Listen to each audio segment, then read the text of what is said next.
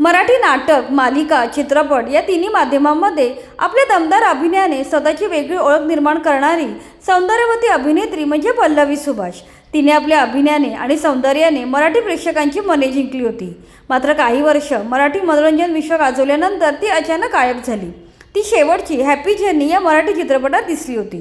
त्यानंतर काही हिंदी सिनेमे केल्यानंतर ती आज पूर्णपणे अभिनय क्षेत्रापासून दूर आहे।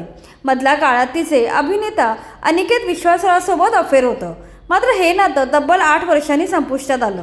तब्बल 8 वर्षाच्या रिलेशनशिपमधून बाहेर पडून पुन्हा उभे राहणे कोणालाही खूप कठीण जाते। या संक्रमणातून जात असताना अचानक ती मनोरंजन विश्वातून दिसेनाशी झाली। ती आता कुठे आहे आणि नक्की काय करते हे आज आम्ही तुम्हाला या व्हिडिओद्वारे सांगणार आहोत। चला तर व्हिडिओ सुरू करूया। पल्लवीचा जन्म 9 जून 1984 साली मुंबईत झाला। तिचे पूर्ण नाव पल्लवी सुभाष शिर्के आहे। तिच्या वडिलांचा खूप लवकर मृत्यू झाल्यामुळे आपल्या वडिलांच्या आठवणीत ती आपले नाव पल्लवी सुभाष असे लावते। तिने कॉमर्समध्ये पदवीचे शिक्षण घेतलं। मात्र नंतर तिला वकील व्हायचे होते। यासाठीच प्रयत्न करत असताना तिला केदार शिंदे यांच्या तू तू मी मी या नाटकात काम करायची संधी मिळाली। पुढे लगेचच तिला 4 दिवस सासूचे या गाजलेल्या मालिकेची ऑफर आली। अभिनय क्षेत्रात पदार्पण केल्यानंतर तिने वकिली करण्याचा विचार सोडून दिला आणि ती पूर्ण वेळ अभिनय क्षेत्राकडे वळाली। या दरम्यान ती अनेक हिंदी आणि मराठी मालिकांमध्ये झळकली होती। करम अपना अपना, कसम से, बसेरा, आठवा वचन, तुम्हारी दिशा या तिच्या हिंदी मालिका खूप गाजल्या। या मालिकांसोबतच ती अनेक मराठी चित्रपटांमध्ये झळकली।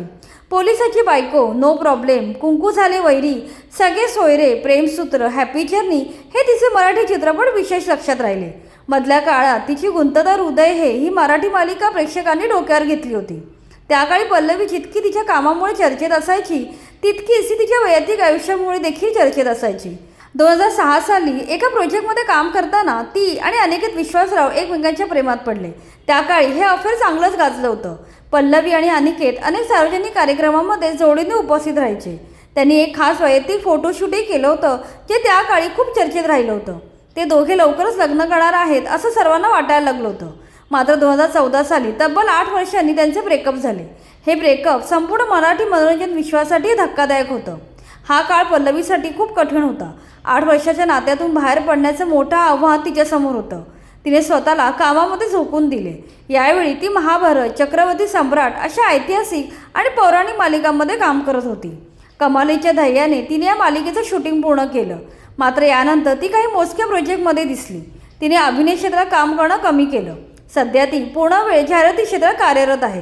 ती Dettol, Tata sky, Dairy Milk, Maggi, Lifebuoy, Samsung अशा गाजलेल्या ब्रँडच्या जाहिरातीमध्ये झळकली आहे। एका वृत्तसंस्थेशी संवाद साधताना ती म्हणाली की मी अनेक वर्षापासून जाहिराती क्षेत्रात काम करत आहे। हे माझं आवडतं क्षेत्र असून यात काम करायला मला मजा येत आहे। एखादा चॅलेंजिंग रोल मिळाला तर मी अभिनय क्षेत्रात नक्की पुनरागमन करेन। सध्या पल्लवी सुभाष अभिनय क्षेत्रापासून दूर असली तरीही तिने साकारलेल्या दमदार भूमिका प्रेक्षकांच्या मनात कायमस्वरूपी कोरल्या गेल्या आहेत।